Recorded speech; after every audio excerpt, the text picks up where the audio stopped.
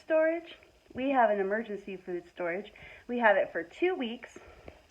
We're not like crazy paranoid or anything. We're not expecting the worst. But when the shelves were getting pretty low last year, it was pretty scary. And if one of us got sick and had to stay home and we were all quarantined together, I wanted to make sure we had enough food. So I had some rules. I needed a plan. I wasn't just going to buy crap. The meals that I came up with needed to be something that we were going to eat anyway, something that we like, something a little yummy. We don't just want rice and beans. And I like what we came up with. So I'm going to show you today our 2-week emergency food supply. Storage. 2-week emergency food storage. So here we go. So today is the day that I pulled everything out of the closet where all this food goes. An undisclosed location. Just kidding, it's in the hallway. And this stuff is out of the freezer. But I need to go through all of this, and I need to check dates, and I need to see what we need to use up and what we need to replace. And I also got a few more ideas. I feel like we're just learning constantly. So as we learn different things, our needs changes. Yikes. Our needs change. My daughter grows up. She needs different things. We like different things. We learn different things. So I feel like this is always going to be changing and evolving. But I do need to go through and check dates and see what we need to use up, see what we need to replace, see what we want to add, and fix my lists. So I think I'm going to go through this, check the dates, and then separate them into piles according to meals and see if we still have everything we need. And then I'll go over the meals with you, and I'll show you how easy and how cheap it can be to start your own food storage for emergencies. Alrighty, I got them all divided up into meals. You want to see what I got planned? Okay, here we go. Here is how I have organized my thoughts, kind of. There's room for interpretation and room for changes. So let's look and see what we got here. So here's the stuff for chickpea curry. 2 coconut milks, 2 garbanzo beans, red Thai curry paste, and we're missing a bag of California style vegetables. So I'll need to move another bag of those over, and then the rice that goes with the curry. So that's nice, easy, delicious meal. Vegetables, the protein is in the garbanzo beans. Then also to go with the rice, we have mixed vegetables to do like a vegetable fried rice. So that will be good. I think I should add some soy sauce to my list to keep in with this stuff, just so that we know that we have it. And then here we have some pasta with cannellini beans. So 2 meals of that. And then my Parmesan cheese is getting old, so I need to add that to my list to go with those meals. Here we have the chicken pot pie. Here's canned evaporated milk to be the liquid in it, and then canned chicken breast, and then mixed vegetables to go in that, and then the Crisco to make the crust. And let me turn you around again and tell you a story. Okay, so I'm a newbie. Hello, newbie at food storage, and I was needing flour for my food storage, so I just bought a bag of flour and put it in my food storage. So it was time to rotate it, because I try to rotate things often. So it was time to rotate it, so I bought a new bag, took the old bag out of the closet, and put it in my flour canister. And then I went to go make bread, and it was just full of weevils, just full of bugs. And I was like, well, I guess I can't store flour in its bag in the closet. So I did a little bit of research, and I found out that if you put flour in the freezer for like 4 days, it kills everything in it, everything in it, and it won't grow bugs. So then you can put it in an airtight storage container, and you can keep it in the closet, or you can just keep it in the freezer. So that's what I chose to do. I put it in the freezer for 4 days and then put it in an airtight Tupperware container, like a pretty big one, and put that in my freezer. I'm just going to store it in the freezer. And in there is enough flour to make 2 loaves of bread and 2 pot pie crusts for my 2-week emergency storage. So I thought that was an awesome tip. So hey, if you want to store flour, make sure you put it in the freezer first for 4 days. Okay, then we have 2 dinners of chili. So I just have tomato paste, fire roasted tomatoes. That is a great hack. If you want flavor and are short on time or money, extra flavor, get the fire roasted. And then these also have green chilies in them, so that will make the chili extra good. I have a can of black beans, a can of kidney beans, and then back there we have the ground beef, which is totally not necessary. You do not have to have ground beef for chili. And corn. That's how we like our chili. Last night I made chili and didn't put any meat in it at all. I just put everything you see here in it, and that's how we prefer it. Actually, I don't know if that's how my husband prefers it, but that's how I prefer it. Okay, then we have mac and cheese. My mac and cheese was getting old, so I replaced it. I have to get 1 more box. I'm going to need 4 boxes. And I have shelf-stable milk that goes with that. And just for fun, to feel like we're not being deprived, and to, you know, make it delicious and fun and appealing, hot dogs to chop up in it. For protein, too.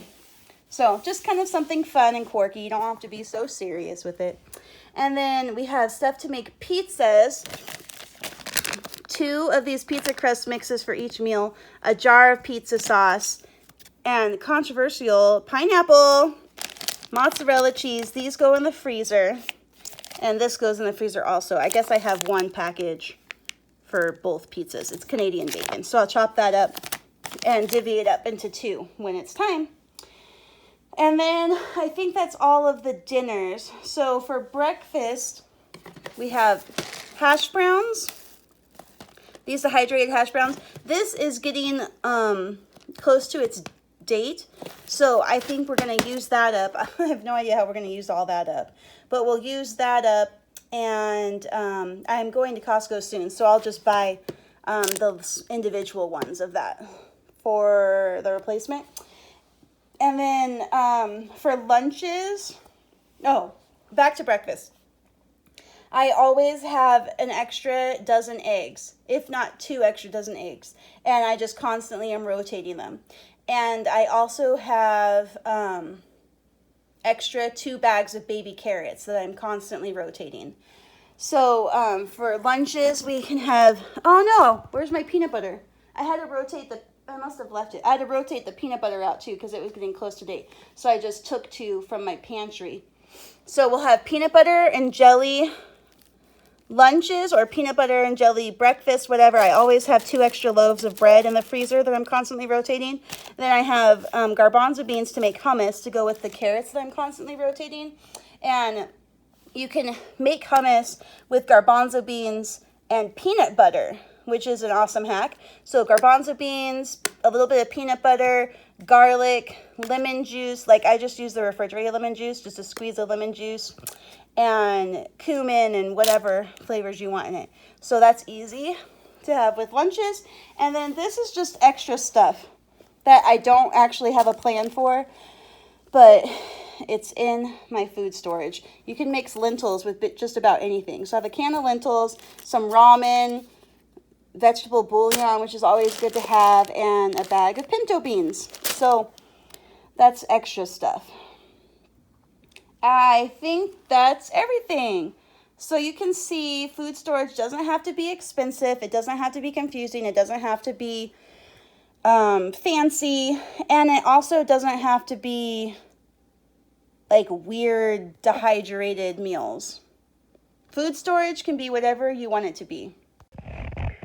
I just wanted to make sure that it was stuff that we're used to eating and food that we were going to eat and we were going to enjoy, and food that we can rotate in and out of our normal meal plan so we're not wasteful and that we're eating the old stuff, replacing it with new stuff. But most of this stuff will last a long time. I also need to mention that we do have a couple ways to cook if the electricity goes out. Not that that's what I'm planning for or anything. This is purely just like quarantine. We're stuck at home for 2 weeks. I haven't gone shopping. Okay, here's the real deal. I live in the middle of nowhere. Like literally the middle of nowhere. We don't have Uber Eats. We don't have DoorDash. We don't have Instacart. We don't have anything like that. Amazon does not deliver to us within the hour. We live about an hour and a half away from any town in any direction. So if we're stuck at home, we're stuck at home with no resources. So I typically have more food on hand because I only go shopping, like bulk shopping, once a month. So I typically have more food on hand. But just in case I haven't gone shopping in a month and we're out of food and we're stuck at home because of coronavirus, or my husband loses his job, or I don't know what happens, we have 2 weeks of food. We don't have to worry about it. We don't have to be dependent on anyone. We can do it. And that's all that matters to us. So, I mean, that's not all that matters to us. Food storage wise, that's all that matters to us. Anyway, I hope this was, I don't know, entertaining. I hope this was motivating. I hope this was inspirational. It was just something that I had been pondering for a while, and after the first lockdown happened, we knew it was the time to go ahead and do it. So, I think it works great. If the electricity did go out, we have a couple meals that have frozen stuff in it, but then also a couple meals that don't require anything cold at all. So I feel like that's a good mixture of stuff, and we could mix it up if we needed to. Anyway, that was just me rambling on and on, something that I don't usually do, so I'm kind of excited that I found some things to say.